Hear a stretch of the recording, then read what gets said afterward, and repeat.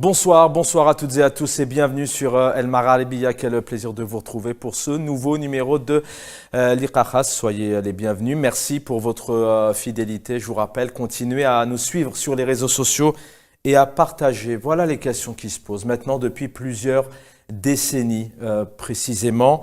Plusieurs familles attendent la vérité pour faire leur deuil. Jusqu'à quand le peuple algérien va-t-il être privé de son histoire?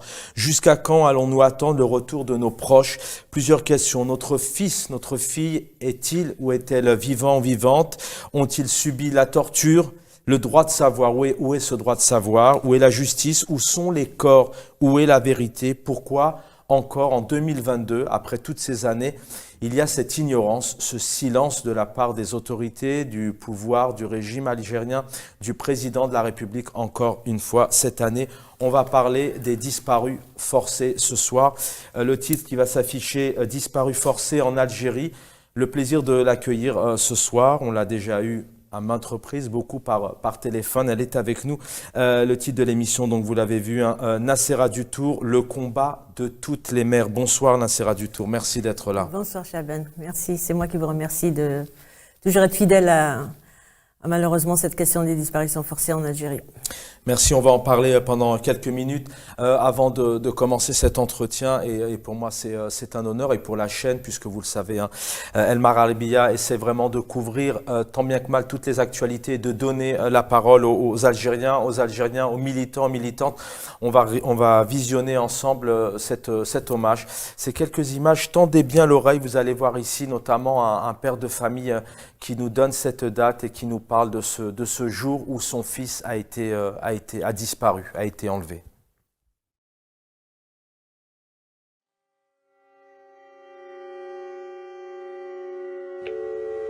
Mon fils Abdelmalek, il a été enlevé le 18 avril 1996 à 18h30.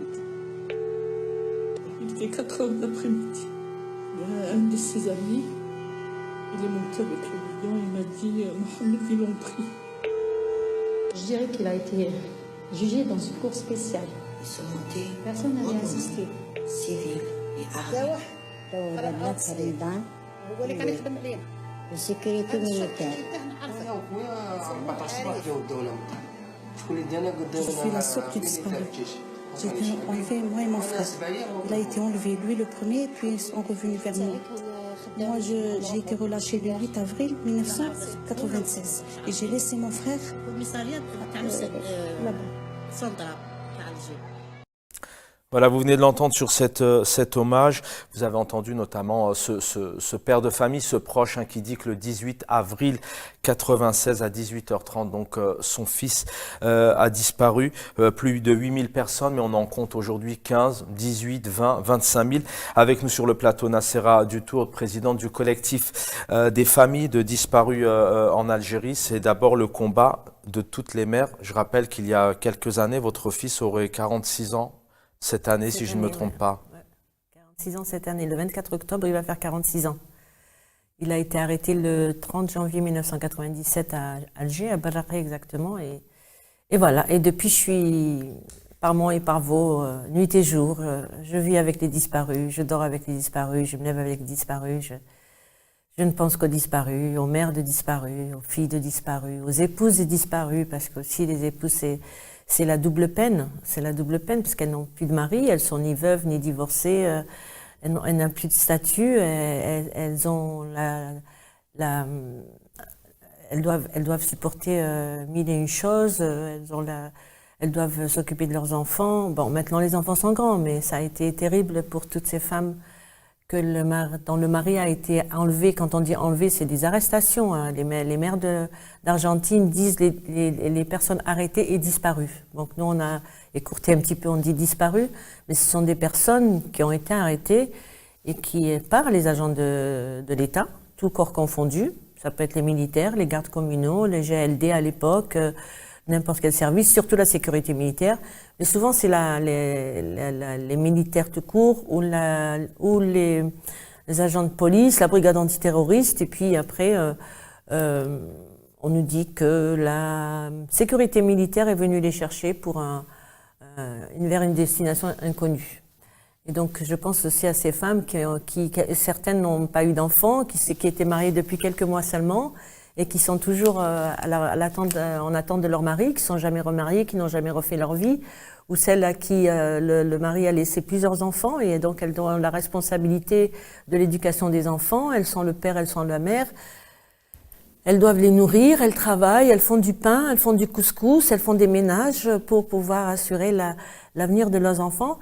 Et grand Dieu merci, surtout les filles ont réussi. Je connais pas mal de filles de disparues je connais pas mal, la majorité des filles de disparues. Bon, certains enfants ont mal tourné malheureusement, hein, psychologiquement vont très mal, mais la majorité, alhamdoulilah, on peut dire que ce sont des enfants qui ont réussi, qui ont fait l'université. Il y en a qui sont aujourd'hui avocates et qui sont avocats aussi. Et ça fait plaisir à savoir, à le voir, puisque ça, quand même, ce sont des enfants qui ont vécu la violence, puisque souvent la personne a été arrêtée de son domicile, les enfants étaient tout petits, et ils grandissent avec cette image du papa qui s'en va entre les mains de la police ou qui a été violenté dans la maison, dans l'appartement avant de l'emmener. Donc comment on peut grandir avec ça et réussir quand même dans la vie? On va revenir bien sûr sur la situation aujourd'hui des disparus. D'abord, est-ce qu'on a un chiffre aujourd'hui? Alors, on sait que pendant la décennie rouge, l'hommage qu'on vient de diffuser parle de 8 000, mais est-ce qu'aujourd'hui on parle de 12, 15, 20 000? Est-ce qu'on a un chiffre réellement? Est-ce qu'il y a eu un recensement officiel? Non, bien sûr qu'il y a eu un recensement officiel par l'État. Oui, l'État aujourd'hui, le chiffre qu'il donne aux Nations Unies, parce qu'on a saisi le comité des droits de l'homme à plusieurs reprises pour des communications individuelles sur des cas de disparus, et l'Algérie a été condamnée maintenant plus de 11 fois. Il y a encore d'autres communications qui attendent. Et le chiffre qu'ils donnent aujourd'hui, c'est 8023 personnes. Ils disent pas disparues, mais ils disent 8023 familles qui ont été indemnisées. Vous savez que la charte pour la paix et la réconciliation nationale, dite pour la paix et la réconciliation nationale, qui est une loi d'amnistie, de l'impunité, qui prend l'impunité, qui nous impose l'oubli, qui nous impose de nous taire et de tourner la page, a proposé aux familles une indemnisation conditionnée par un jugement de décès. Donc c'est la famille elle-même qui doit aller au tribunal, chercher un jugement de décès, déclarer son fils mort, avec 2 témoins qui n'ont jamais été témoins de rien, puisqu'ils ont vu peut-être la disparition, mais ils n'ont jamais vu la personne morte, décédée. Et avec ça, on obtient un jugement de décès. Et avec ce jugement de décès, on peut prétendre à une indemnisation. Après, ça se passe à la wilaya. Donc, c'est une longue procédure pour avoir 2 francs 6 sous.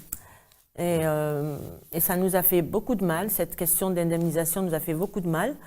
Heureusement qu'il y a un noyau dur qui persiste encore et qui ont refusé cette indemnisation. Parce que moi, j'estime que celui qui a tué mon fils, c'est à lui de finir le sale boulot. Comme on dit, c'est lui qui a fait le sale boulot, il a qu'à le finir et aller enregistrer mon fils mort et il me dit où est mon fils?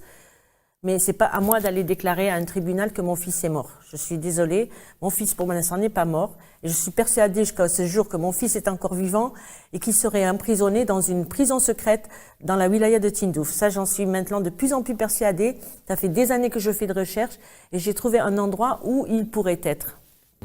Je voudrais qu'on revienne dans un état de droit, entre guillemets, un état normal. Il devrait y avoir des enquêtes, des dédommagements. Le 30 août dernier, c'était la journée internationale. Et encore une fois, alors je rappelle que l'année dernière, rapidement, un rassemblement devait se tenir devant le Conseil des droits de l'homme. Rapidement, en 10 minutes, les forces de l'ordre vous ont demandé d'évacuer en 2021. Est-ce que cette année, bon, j'ai la réponse puisqu'on en a parlé, mais encore cette année, le 30 août, silence total pendant toute cette armada où Abdelmadjid Tebboune reçoit le président français. Enfin, mais vous, en tout cas, ce 30 août, encore une fois, vous êtes ignoré. Pas de commémoration, pas de réponse toujours. Déjà, je reviens sur il nous a été demandé de quitter les lieux. C'est trop gentil parce qu'ils nous ont violemment dispersés. Ils viennent pas gentiment en disant vous devez partir. Non, ils viennent coup bâton, coup de pied, coup de poing. Et ils nous menacer de vous arracher notamment les photos si vous ne partiez pas. Ouais, c'est ça, exactement. Alors l'Algérie aujourd'hui, le temps passe vite malheureusement, mais aujourd'hui on en est où? Est-ce que ça bouge? Est-ce que c'est toujours ce silence? Je voulais juste revenir sur Macron. Qui reçoivent le président Macron? On sait que les intérêts économiques, ça interpelle beaucoup de chefs d'État aujourd'hui avec la guerre qui se passe en Ukraine. Hein. Le pétrole algérien maintenant est très convoité, le gaz algérien est très convoité par tous les pays européens. Mais qui reçoivent Medani Mezrag à la présidence, ça c'est plus qu'un crime. Ça. Non seulement ce sont des criminels qui sont auteurs de milliers de personnes qui ont disparu pendant les années 90, et nos enfants, ils veulent pas nous dire où ils sont. Bien sûr qu'ils ne nous diront pas où ils sont, parce que si on fait disparaître la personne, s'il n'y a pas de victime, il n'y a pas de crime. Donc on fait disparaître le crime. On ne peut pas le prouver, sauf que ce qu'on a vu de nos propres yeux. Bien sûr qu'ils ne vont pas nous dire la vérité puisqu'ils sont encore là. Ils ne veulent pas nous la dire. Mais nous, on est là, on existe. Ils n'ont pas réussi à fermer le dossier parce qu'on est toujours là debout et on maintient notre demande, notre droit à la vérité, le droit à la justice et le droit de savoir. C'est ce que vous revendiquez effectivement depuis le début, mais qu'est-ce que vous dit aujourd'hui? Est-ce que vous êtes reçu? Avez-vous été déjà reçu? Alors, je sais que l'ancien président Abdelaziz Bouteflika, vous avez dit clairement, je crois qu'il n'était pas dans sa poche. C'est difficile à entendre tout de même. Hein. En Fidjibé ou la wesh, en Fidjibé, voilà, ça c'est resté dans mes oreilles. Ça va en Fidjibé ou la wesh, en Fidjibé ou la wesh. Et il nous a traités de pleureuses. Chimtouni fil alam qui ne débat de sawarkom. Et depuis, c'est toujours cette ignorance, pas de réponse, on vous reçoit pas, on n'essaye pas de vous soutenir, de vous donner des réponses, des mères qui attendent. C'est pas à vous que je vais dire ça. Non, au contraire, ils ont tout fait pour essayer d'enterrer ce dossier complètement.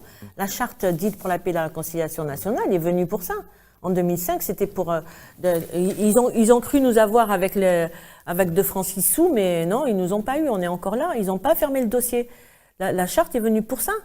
Non seulement on pardonne encore aux terroristes qui ont les mains sales de sang, à un groupe armé islamiste, mais cette fois-ci, l'article 45 vient nous dire que nul n'a le droit de déposer plainte devant la justice. Nul n'a le droit de déposer plainte devant la justice pour les auteurs de j'ai oublié la suite. On n'a plus le droit de s'adresser à la justice parce que ce sont des gens qui ont sauvé la nation, pour des gens qui ont sauvé la nation. Donc on sauve la nation en faisant disparaître des milliers et des milliers de personnes et des milliers de personnes qui sont mortes, des milliers de personnes qui sont parties au maquis, on a embrigadé des jeunes, c'est toujours la jeunesse qui est ciblée, on a embrigadé des jeunes pendant toutes ces années, les jeunes sont morts au maquis, ils ne sont pas revenus et les grands chefs, comme je disais tout à l'heure, eux ils reviennent et ils sont reçus à la présidence.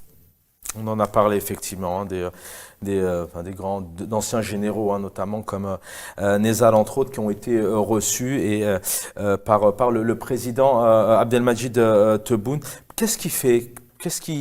Alors vous me le disiez lors d'une interview, ils ont les archives, ils ont les dossiers. Pourquoi est-ce qu'il y a ce silence, cette ignorance? Pourquoi il y a cette chape de béton vraiment sur ces dossiers, notamment des disparus? Qu'est-ce qui pourrait faire peur au pouvoir algérien aujourd'hui de dire à un moment donné, voilà, les réponses sont là? Ce serait comme si on leur donnait une arme pour s'exécuter eux-mêmes.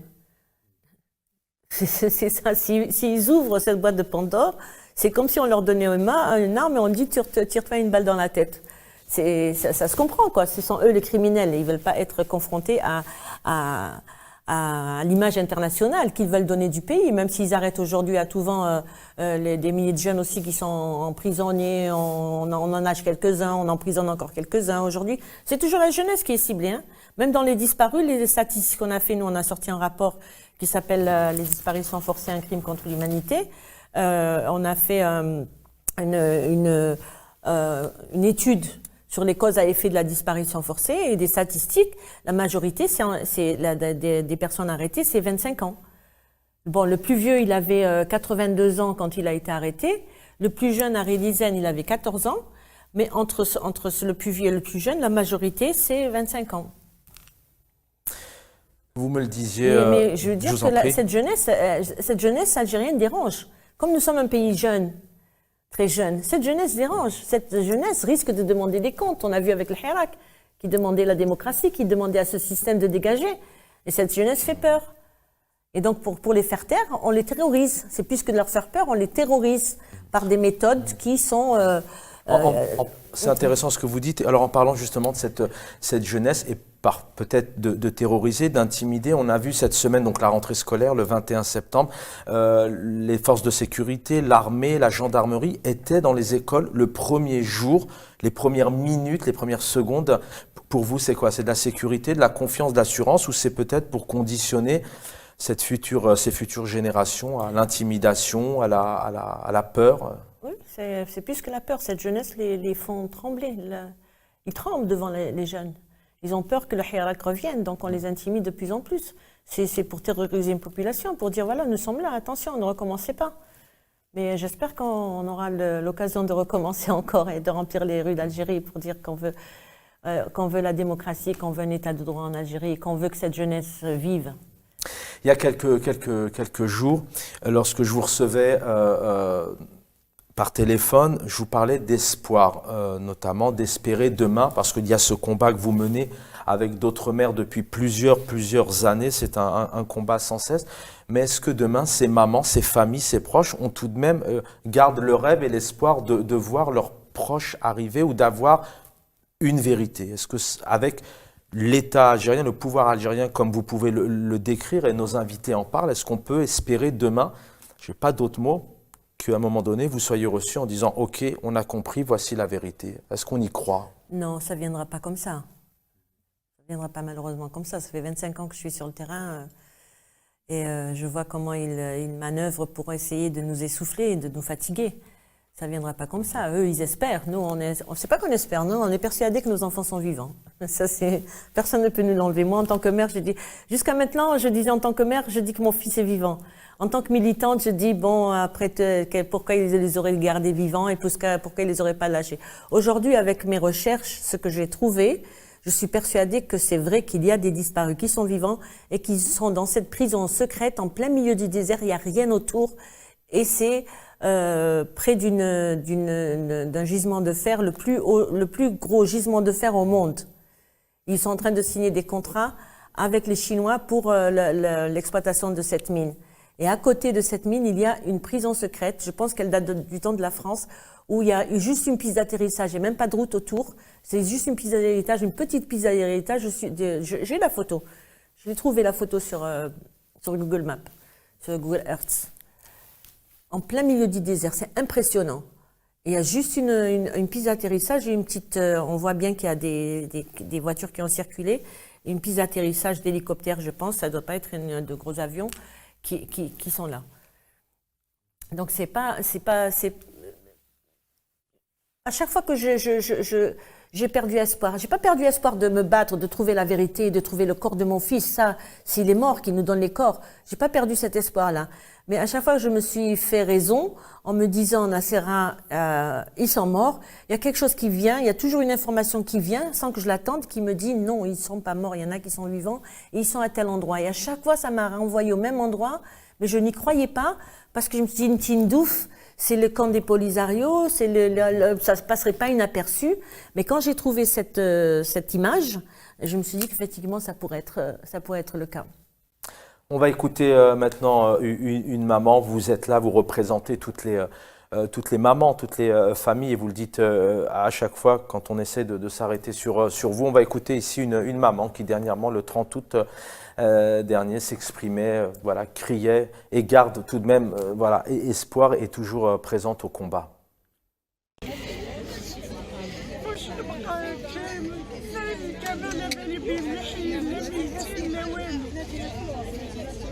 لا واش داروا لا واش ما داروش صغار يقراو مساكن ما على بالهم والو تي انا تاع الخبز ما يجيب لهمش بابا ما ياكلوهاش ما فهمتش انا تحطت عليا البليه كي تسمعي باللي كاين الناس كانت متورطه في التسعينات وتكرمت ماشي غير في التسعينات دركا مازالوا يتكرموا المجرمين كلهم قاعدين يتكرموا وعايشين ولاباس عليهم ياهم وحنا خبر كما يقولوها ما كانش برك ما كانش كاينه العداله الالهيه ما كاينه العداله الالهيه العداله تاع ربي تاع ربي بصح في الدنيا ما عندناش. Nassera Dutour avec nous ce soir pour parler entre autres des disparus forcés, mais aussi cette liberté d'expression, cette démocratie en Algérie. Nassera Dutour, on parle effectivement de ce silence, ce droit de savoir qui est absent aujourd'hui depuis plusieurs décennies concernant les disparus forcés. 97, il y a le massacre de Ben Talha, voilà exactement. Mais les feux dans le nord du pays, cette année la frontière notamment la Tunisie, Al-Taref, l'année dernière notamment beaucoup en Kabylie, la Covid, on a l'impression qu'en Algérie, il n'y a jamais de réponse, personne ne prend ses responsabilités, il n'y a aucun ministre devant la justice, aucun responsable politique qui répond devant une assemblée, comme on peut le voir dans certains pays, aussi bien pour n'importe quel dossier ou assassinat, Boudiaf, Matou Blounès, entre autres. Entre autres. Et d'autres. On pourrait en citer plein, bien sûr. Et d'autres, oui. J'ai perdu le fil, pardon. Non, je vous disais que en Algérie, malheureusement, c'est récurrent qu'il n'y ait jamais d'enquête, j'ai envie de dire, pour aller vite. Pas de responsable, où il n'y a aucun ministre ne prend ses responsabilités, personne ne dit, voilà, on est responsable, ça s'est passé comme ça, il n'y a pas de justice pour aller vite. Non, vous avez vu on n'a jamais vu de justice en Algérie. Depuis 62, on tourne des pages, on n'arrête pas de tourner des pages. Et là, ils veulent nous imposer encore de tourner des pages et nous, on ne tourne pas la page. On veut la connaître, notre histoire, on veut la lire. On veut connaître notre histoire et on se bat aussi pour la préservation de la mémoire. Si on a constitué des milliers de dossiers individuels, c'est justement pour préserver cette mémoire. Le but aussi, c'est, si jamais il y a la volonté politique d'établir une commission vérité, on a déjà le travail qui est à peu près prêt. On n'a pas tout. Tout à l'heure, vous m'avez demandé si le chiffre, mais nous, on a 5400 dossiers exactement individuels et que nous avons transmis au groupe de travail sur disparition forcée. Mais la Ligue des droits de l'homme, Maître Ali Yahya Nor, que son âme repose en paix, parlait de 20 000 disparus. 20 000, il y en a qui disent 23 000. Mais ça pourrait être aussi entre les disparus qui ont été enlevés par les groupes armés islamistes et les forces de l'ordre. Moi, personnellement, ce qu'on a constitué à l'association, c'est 5423 dossiers, 22 dossiers individuels pour chaque cas de disparu. Mais là, en ce moment, on reçoit des nouveaux dossiers, des personnes qui n'ont jamais déclaré leurs disparus. Ça vient petit à petit, ça revient. Je ne sais pas pourquoi, mais ça revient. Mais c'est l'impunité totale dans ce pays. On a vu l'année dernière les feux, vous avez parlé de feux de forêt. Le jeune homme qu'ils ont lynché, qui était venu pour aider, ils l'ont lynché. Est-ce qu'une enquête a été menée? Il n'y a pas eu d'enquête. À Oran, comment il s'appelle Youssef. Non, celui qu'on a retrouvé mort du MDS, je crois. C'est l'impact au MDS. On a mis un jeune en prison qui clame son innocence depuis des années maintenant. Ça fait combien d'années qu'il a été tué, ce monsieur? Oh, j'ai oublié son nom. Ça va nous revenir. Oui. Ils ont mis un petit jeune en prison. Ce petit jeune, il clame son innocence. Moi, j'ai reçu sa famille à Oran, au bureau d'Oran. Bon, je lui dis que tout ce que je peux faire, c'est une communication au groupe de travail sur la détention arbitraire des Nations Unies. Mais en fait, ils ont eu peur pour lui. Mais comme je dis, la peur n'évite pas le danger. Donc, il faut y aller. Si on n'y va pas, si on a peur de s'adresser aux instances internationales, alors que l'Algérie ratifie la Convention sur les disparus, elle n'a pas ratifié. Mais toutes les autres conventions ont été ratifiées sur la torture, le pacte international sur les droits civils et politiques, le pacte international sur les droits culturels, sociaux et culturels. Donc, ils ratifient à tout bon, mais maintenant qu'on est là, ils ne ratifient plus. Ils ont trop peur de ratifier, quoi. Abdelmadjid Tebboune, le président algérien, nous parle de mensonge du siècle lorsqu'il évoque ces détenus d'opinion. Ils sont plus de 300, on peut retrouver la liste, notamment sur les réseaux sociaux du CNLD. Par exemple, à la fois le représentant de l'ONU sur les droits de l'homme devait se rendre en Algérie le 12 septembre dernier, donc La liberté d'association. Exactement, a été reporté. Voilà, Saïd Salhi qui nous dit clairement de la Ligue algérienne des droits de l'homme que le report de la visite du rapporteur de l'ONU n'est qu'un refus déguisé du pouvoir, tellement les violations des libertés publiques sont flagrantes en Algérie. Fin de citation. Et à la fin, on a quand même un président qui nous parle d'une nouvelle Algérie, d'une main tendue. Une main tendue à qui? À l'Europe? À M. Macron, à tous ces gens-là, pas au peuple algérien. Ils n'ont jamais tendu la main, au contraire, ils ont tourné le dos, enfin pas tourné le dos, non, on les met en prison. Voilà, comme ça on ne les voit plus. Ils ne nous embêtent plus, ils ne nous dérangent plus, ils sont là dans un cachot, maltraités et tout ça. Il n'y a pas de main tendue, il n'y a pas de justice en Algérie. On a produit un rapport aussi sur la non-indépendance de la justice en Algérie et en prouvant pourquoi, on ne le dit pas comme ça. On le dit parce que c'est prouvé. Pourquoi il n'y a pas de séparation de pouvoir en Algérie? Les juges sont nommés. Le juge qui a osé relaxer des manifestants a été muté et démis de ses fonctions. Et on en passe, et on pourrait en parler pendant des nuits et des jours. Et M. Tebboune dit que la nouvelle Algérie, oui, la nouvelle Algérie, on les fait plus disparaître, mais on leur fait peur en les mettant en prison, on les terrorise, on leur interdit de parler. Oui, dans l'ancienne Algérie, on faisait disparaître les gens. Maintenant, oui, on massacrait des populations entières. Aujourd'hui, on les massacre autrement, psychologiquement. C'est la psychose totale. Même au téléphone, les gens n'arrivent plus à parler. Ils ont tous peur. Tous peur. On a reçu des personnes il n'y a pas très longtemps pour une réunion Algérie entre nous, une réunion fermée. Et les participants qui étaient là avaient peur de retourner en Algérie. Ils étaient terrorisés. On plaisantait avec eux, mais après, au bout d'un moment, on a vu que c'était vraiment sérieux, qu'ils étaient terrorisés de rentrer chez eux, de rentrer en Algérie.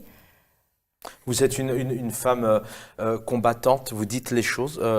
Vous allez certainement vous y rendre dans quelques semaines. Vous me le disiez aussi, ça m'avait frappé. Vous n'avez pas peur. Cet état, en tout cas, vous allez continuer, ça ne vous fait pas peur. Ils ne vous font pas peur, pour reprendre vos mots.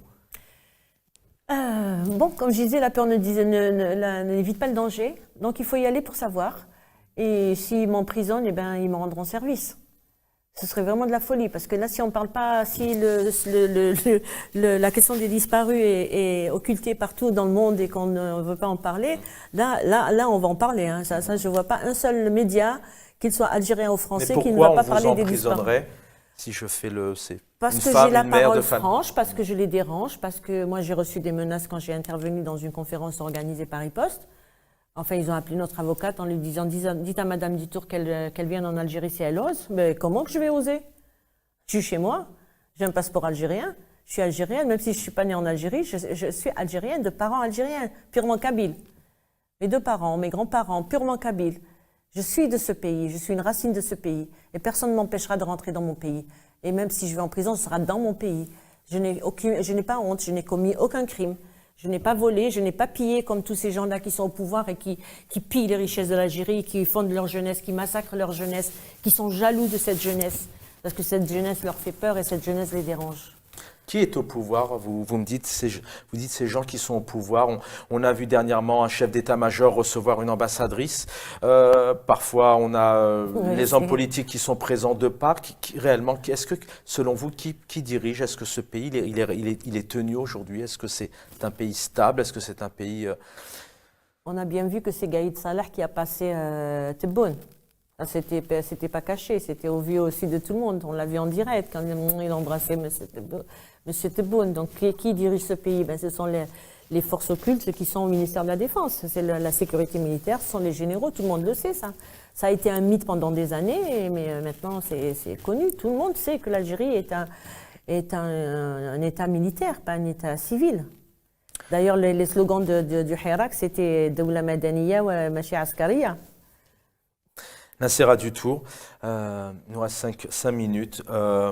Comment une mère, j'aimerais qu'on s'arrête 2-3 minutes sur vous, comment une mère arrive à se lever tous les jours et à se battre? Ça fait maintenant plus de 25 ans que vous vous battez auprès d'abord pour vous, mais aussi vous représentez ces mères qui sont peut-être plus fragiles, qui n'y arrivent pas, etc. Qu'est-ce qui fait cette force? Déjà, je suis leur force. Déjà, ça fait 2 ans que je n'ai pas mis les pieds en Algérie et tout le monde pleure. Je suis leur force. Elles sont découragées, démoralisées, déstabilisées. Ce qui fait ma force, c'est... D'ailleurs, j'ai toujours été, depuis que je suis née, mon père m'appelait la révoltée, toujours été contre les injustices. Mais j'ai combattu des injustices, j'ai milité à la Ligue des droits de l'homme, Amnesty International, dans une section où j'habitais. Mais qu'on vienne me prendre mon fils à 21 ans, que j'ai élevé toute seule. J'avais 23 ans quand j'ai quitté le père de mes enfants, avec mes 3 enfants et mon panier, et 100 dinars en poche. J'ai quitté le père de mes enfants et je suis partie chez mes parents. Mon père m'a dit, je t'accepte toi, mais pas tes fils. Je lui ai dit, si tu m'acceptes pas, je reprends mes fils et je m'en vais. Je vais dans la rue, j'irai n'importe où, mais je ne donnerai pas mes enfants à leur père. Ils resteront avec moi. Et ben, je me suis battue toute seule. Moi, j'ai pas fait de grandes études. J'ai essayé de reprendre des études, malheureusement, quand j'ai eu 40 ans, mais mon fils a disparu et j'ai arrêté. J'ai fait une année de droit et j'ai été obligée d'arrêter parce que j'étais appelée à témoigner, à voyager et tout, donc je n'ai pas pu continuer. Mais quand viennent me prendre mon fils, il y a un gars de la brigade antiterroriste que sa tante, copine à moi, m'a présenté, qui était censé me retrouver mon fils. Au bout de 6 mois, il me dit, ton fils, il est mort, rentre chez toi. Je rentre pas chez moi, rentre chez toi. Chez moi, c'est ici. Rentre chez toi, ton fils, il est mort. Je lui dis, mais pourquoi mon fils serait mort? Et tu as fait comment on dit, la situation. Je dis, non, je connais pas pourquoi. Et puis, on était amené à parler de torture. Oui, tu sais, comme ça, il y en a qui meurent sur la torture. Et pourquoi vous les torturez? Ah ben, pour qu'ils avouent. Et je lui dis, pourquoi ici, ils n'ont rien à avouer? Ah non, non, non, ils ont toujours quelque chose à avouer. Donc, il m'a dit, ton fils, je l'ai cherché partout, je ne l'ai pas trouvé. Donc, ça veut dire qu'il est mort. Rentre chez toi. Je dis, mais donne-moi une preuve qu'il est mort, donnez-moi son corps. Il me dit, rentre chez toi et je te donnerai des nouvelles. J'ai plus de nouvelles. Mais ce que je lui dis, mon fils, il... Ah, oui, c'est ça. Oh purée, qu'est-ce qu'il avait pas dit là? Je crois que je l'aurais tué là. تعيشوا لي وليدي انت يا واحد الخامج تعيش لي وليدي انت قلت لكم عيشوا لي وليدي ولادي عيشتهم وحدي je sais pas si tu comprends ce que je dis. انا ولادي عيشتهم وحدي j'ai tendu ma main à personne toute seule. Je dois rien à personne et j'ai rien demandé jamais de ma vie à personne. Moi je suis allée taper aux portes de la société des sociétés, j'ai dit je ne sais rien faire mais j'ai 3 enfants à nourrir et j'apprends vite. Je veux travailler pour nourrir mes enfants. تعيش لي وليدي انا قلت لكم عيشوهم لي. Ça m'a... Comment on peut dormir quand on entend ça? Non, je dors pas. Le matin, c'est mon fils qui me réveille. Maman, lève-toi. Lève-toi. Dès que je dors, je fatigue et je m'épuise, il m'appelle. Maman, lève-toi. Avant de se quitter, quel message vous pourriez passer à ces familles et puis peut-être indirectement aussi à ces Algériens et ces Algériennes qui peuvent et qui doivent continuer à vous soutenir dans votre combat avec ce collectif? Quel message vous pourriez passer? Que tous ensemble, on peut arriver à avoir une Algérie nouvelle, comme on la souhaite, nous. Tous ensemble. Écrire l'histoire. Soutenez les mères de disparus. Demandez à ce que ça ne se reproduise plus, que ce qui nous est arrivé à nous ne vous arrive pas à vous, ni à vos enfants, ni à vos parents. C'est pour ça qu'on se bat. Même si on ne retrouve pas les disparus, au moins il n'y aura plus de disparus dans cette Algérie. Et l'Algérie nouvelle qu'on souhaite, c'est pas l'Algérie nouvelle qu'eux, ils nous ont mis dans... j'allais dire, c'est l'Algérie que nous voulons construire nous-mêmes. Même si aujourd'hui j'ai 67 ans, je me sens encore capable de construire l'Algérie et d'y aller pierre par pierre et construire mon pays pour que la jeunesse algérienne vive, pour que mes petits-enfants puissent aller en Algérie la tête haute et dire voilà mon beau pays, l'Algérie. Un magnifique pays, effectivement, que nous aimons tant. Merci Nassera Dutour. C'était un plaisir de vous avoir. Il était important encore pour El Mara Al-Biya de vous convier ici. Voilà, Nassera Dutour, présidente du collectif des familles des victimes, des familles de disparus en Algérie. On vous invite vraiment à les suivre sur les réseaux sociaux, à les soutenir. Disparus forcés en Algérie. Ce soir, donc Nassera Dutour, une mère qui représente le combat de toutes les mères. Merci infiniment d'avoir été avec nous. Merci, au plaisir de vous retrouver. Le programme continue sur El Mara Al-Biya. Merci à toute l'équipe de m'avoir accompagné techniquement pour réaliser ce numéro de l'Iqakhas. Bonne soirée à tous.